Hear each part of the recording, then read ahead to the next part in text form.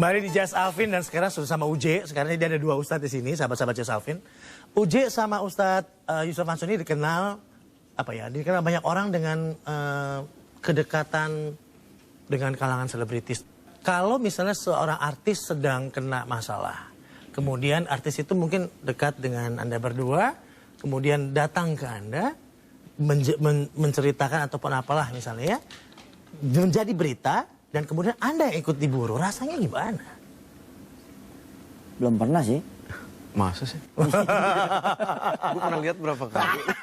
Pernah merasa terganggu nggak dengan Anda ikut diburu wartawan hanya dengan mungkin statement ataupun apa tentang artis yang kebetulan sedang Oh iya iya. Ya.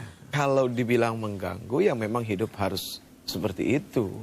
Repot kalau manusia hidup merasa terganggu, jangan jadi manusia. Iya benar juga. Apalagi prinsip kita adalah para pendakwah gitu kan. Benar. Meskipun kalau saya harus menjelaskan kedudukan saya ini cuma sales sebetulnya. Sales marketing produk akhirat. Oh, Kan gitu. Loh, iya kan? Kita ini cuma sales marketing produk akhirat. Baru gitu denger kan. nih.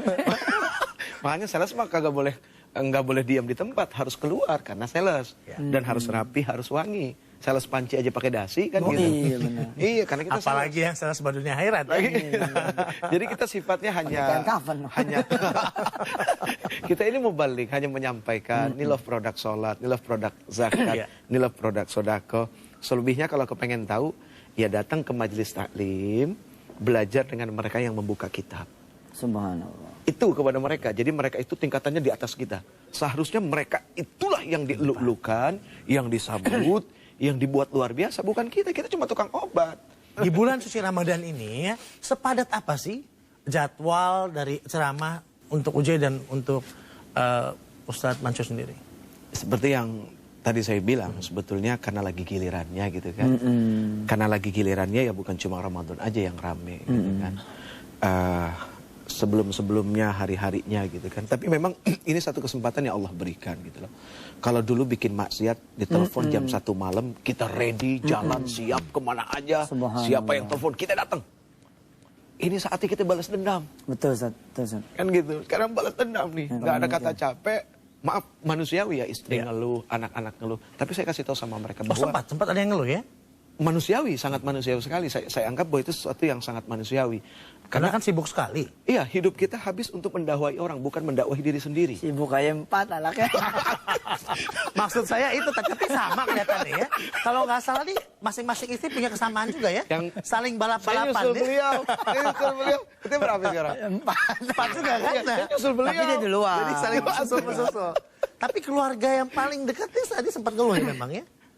Sempat. Ngeluh secara lisan sih enggak ya, tapi kitanya aja yang perasaan nih. Sensitif. Ini sensitif. Tapi terbayar. Ngeluh memang, tapi 4-nya jadi kok ya. Kadang-kadang lewat SMS juga jadi. Kalau gitu saya mau tanya langsung kepada istri-istri yang bersangkutan. Kita panggilkan Mbak Pipik sama Mbak Siti Maimunah untuk ke Jazz Alvin. Silakan. Iya. Wah, lengkap kan? Oh, kita datangkan dua-duanya. Iya. Jarang-jarang nih. Dua-duanya. Assalamualaikum. Jadi ini pramugari itu Akhirat Airlines. Anda silakan. Jarang-jarang nih. Awas jangan salah duduk ya. Ya Allah, iya. Pernah protes karena suami terlalu sibuk? Siapa dulu nih? Boleh siapa aja. Silakan Mbak. Yang tua dulu deh. Ya, yang dewasa dulu silakan. Yang punya banyak santri. Gimana Ya Mbak? sering mengingatkan aja sih gitu. Tapi Secara lisan enggak katanya tadi? secara lisan enggak. Ada bahasa-bahasa tersendiri memang untuk mengingatkan sang suami? Biasanya gini, ke suami kalau misalkan lagi sibuk, kemanapun selalu bawa keluarga. Ya. Kalau cara protes saya mungkin ikut yuk, enggak mau istirahat dulu gitu. Ngerti kan artinya? Tapi dalam. Istirahat dulu. Iya, atau sekarang karena anak ada yang udah besar, curiga juga saya nih, ini kayaknya omongan maknya nih. Telepon. Papa Sabtu besok jalan lagi nih, gitu. Gua tahu nih ini maknya. Jadi sudah ada sarana tersendiri untuk menyampaikan sesuatu ya. Nah kalau ujian ini bagaimana? Terlalu sibuk? Komplainnya apa? Ya sibuk sih pasti ya. Kalau komplain ya pasti ini aja sih lewat SMS. Kadang kita suka nyusul aja. Kalau enggak, beliau yang nyusul kita di mana gitu. Oh, seru sekali. Saya cuma bilang gini bahwa mana mau kalian pilih?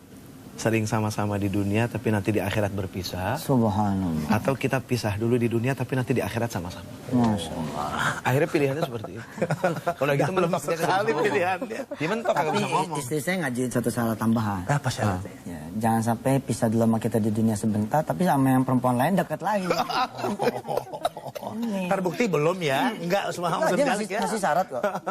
Luar biasa. Boleh. Oh, ngasih 3 syarat dia. Oh gitu. Syaratnya Gimana? apa? Harus yang lebih muda dari dia. Ada 3 syarat. Harus yang lebih muda dari dia. Dia kan 24 nih. Iya. Ya, 23, 22, 21. Yang kedua harus yang lebih cantik ya, Maya. Kalau mau nyari jangan yang di bawah dia. Harus yang di atas dia. Gitu. Yang ketiganya ini repot. Dia harus langkai dulu mayat saya. Jadi otomatis jawabannya udah tahu ya. Apa? Tapi seperti apa sih kedua ustadz di rumah? Ustadz Mansur bagaimana kalau di rumah? Ya biasa aja sih, perhatian yang ke keluarga ya. Suka marah-marah? Enggak pernah. Enggak pernah marah-marah. Ini udah kompromi. Kebiasaan apa yang paling nggak disukai? Ya suka menghibur aja sih orangnya kalau di rumah tuh. Ada leluconnya gitu. Yang Kocak bisa ya? yang Sering selalu mulak bikin kita Mantan pemain kotanya. Tapi yang paling nggak disukai dari Ustadz Mansur ini apa? Masa nggak ada? Apa yang paling nggak disukai? yang nggak disukai. Harusnya nggak ada. Setahu saya nggak ada. Saya bertanya pada ibunya, bukan pada bapaknya. Iya. Ya silakan. Hampir nggak ada ya. Oh, berarti ada ya? Ada hampir. Oh itu ya. Bener tuh. Yang mana tuh? Hampir nggak ada berarti ada. Bisa di-share mungkin apa human kan, manusiawi. Ya kan? Ya mungkin karena kesibukannya dengan handphone mungkin ya. Pantasan dari tadi saya lihat pegang terus itu handphonenya. Kemanapun berada tetap ada di Iya, sampingnya. istri pertama nih. Kalau Uje bagaimana? Apa ya komplainnya terhadap Uje? Ya kalau beliau sih paling kalau yang saya sebelin dari beliau, jangan marah ya. Enggak dong. Jago nyanyinya ada. Terang-terangan banget ya. Kalau sudah naruh sesuatu dia lupa. Nah itu. Oh, itu usia namanya ya. Oh, gitu ya usia. Sama istri nggak lupa. Apa istri nggak lupa kan? Oh enggak, sama istri enggak. Sama istri sama anak kita selalu ingat. Ya, 4 gimana bisa lupa? Tapi memang dalam kesempatan ini saya minta izin sama Mas Alvin untuk mengucapkan terima kasih ya Ustadz ya, Iya. kepada istri-istri kita ini subhanallah ya. Istri-istri ya. Istri Berarti banyak dong. Ini 2. Ada 3 syarat tadi nggak bisa dia. Bahwa emang keredoan beliau melepas kita semua untuk berangkat. Itu yang membuat kita jadi lega. Ya. Itu ya doa-doanya juga. Saya tertarik lah dengan yang beliau sampaikan bahwa keberhasilan kita di luar ini kan rezekinya apanya. Jangan-jangan bukan karena kita gitu kan. Karena doanya ibu kita, terus karena ibadahnya istri kita. Terus terang bukan mau ngalam istri saya untuk perkara-perkara yang sunnah. Iya benar. Terus terang dia lebih rajin dari saya. Kelihatan sih. Kelihatan halus. Maksudnya orangnya kelihatan.